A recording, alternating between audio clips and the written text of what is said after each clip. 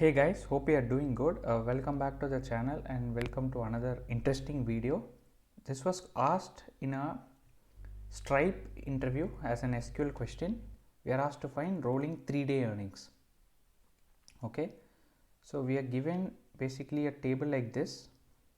So we have the ID of the transaction, ID of the user, amount they spent, and also the date of transaction. Okay, as you notice here, for example, on this date, right, 1st Jan 2022, user ID 525 has made 2 transactions. So one thing to keep in mind is on the same day, same user can have multiple transactions. So in order to get the total transaction amount for a particular date, we might need to group by transaction date. Okay, that is the first thing. Second thing, what they are asking us to do is they are asking us to output the user ID, transaction date, and the rolling 3-day earnings. Okay, so what is rolling 3-day earnings is, so for example, you have this date, right?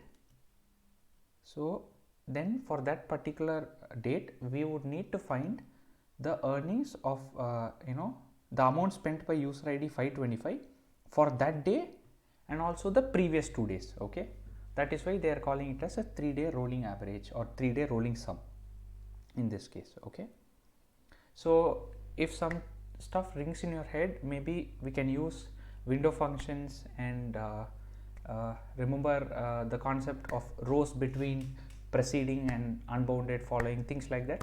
Maybe something like that we can try to use.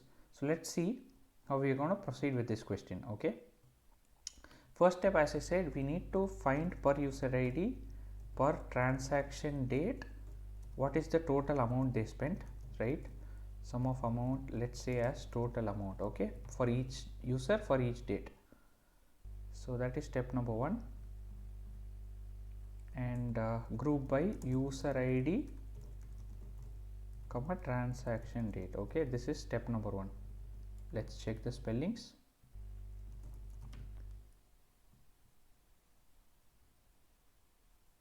Okay, so for each user ID for each date we have now the total amount. Okay, now we can put this in a with clause. Let's say with final as. Okay, and now from this final table I need to show this sample output. So I need to get the user ID. So we have the user ID. Then I need to get the transaction date. We have the transaction date. And then for this total amount I need to do rolling, right? Rolling 3-day sum. So I can say sum of total amount. Okay, and of course we need it per user ID, so we can partition per user ID. Okay, and we need to order by transaction date, obviously, right? Ascending order. And now comes the tricky part. So we need 3-day rolling. Okay, so normally, if you know, we have used rows between, and here we want that day and 2 previous days. So we could do something like rows between 2 preceding and current row, right? Something like this. Okay, this would work if we wanted to find the rolling sum for the previous 2 rows and the current row.